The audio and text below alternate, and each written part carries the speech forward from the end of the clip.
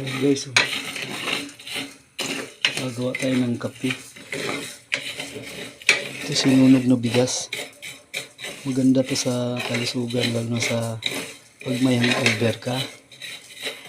Ayan, tanggal ang amats mo dito. Ayan. Mainam to sa katawan. Dati sa probinsya namin, pag wala kami pambili ng kape, ito ginagawa namin. Sinusunog namin yung bigas. Ito yan, bigas na mais. Ayan, yung ito na yan. Pag kumulo yan, pwede na yan.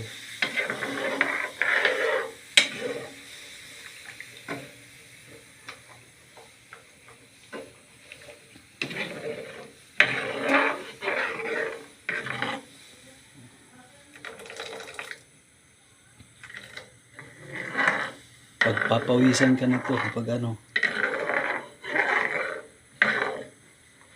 ito, antayin lang itong kumulo. Pag kumulo, okay na ito.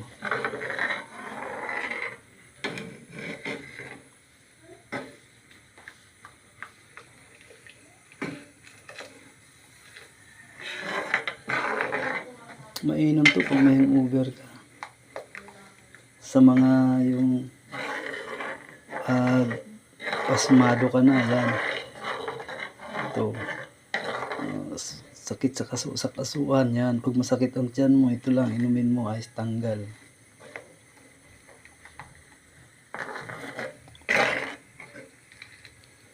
Kailangan halo-haluin para madurog yung bigas, magiging kulay ng ganito.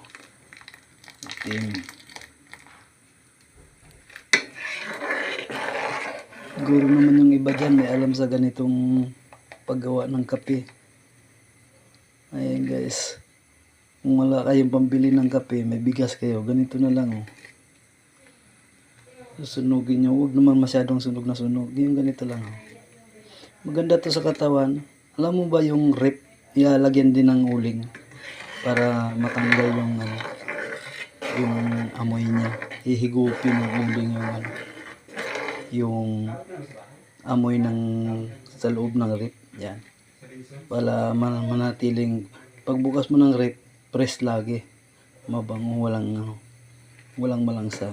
Parang ganito. Pag umutot-utot kayo nito, ibig sabihin maganda ng katawan mo. Alam nyo guys, pagpapawisan kayo pag ininom nito. Simple lang. Ito lang.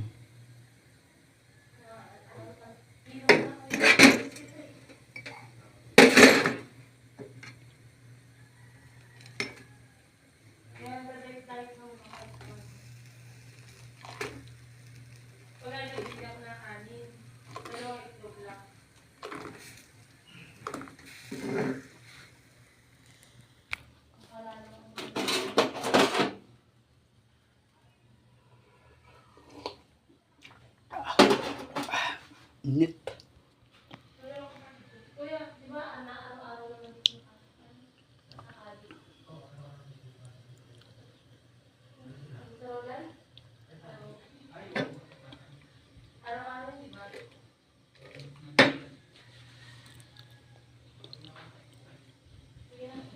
Sarap ng lasa, mapait-pait.